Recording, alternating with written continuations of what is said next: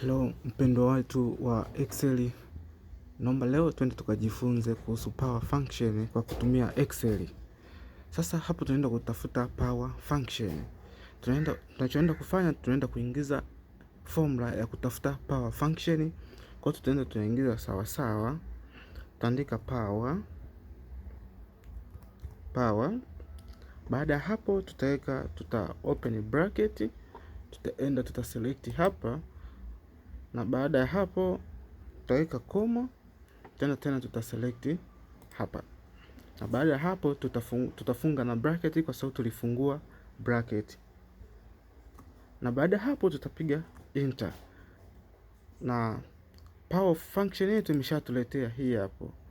Kwa hiyo baada ya hapo na tuna select kama hivi, tunakuwa hapo tumepata power function ya namba zote ambazo tumeziandika hapo. Basi usisahau kusubscribe na kulike. Asante sana, endelea kuwa pamoja nasi.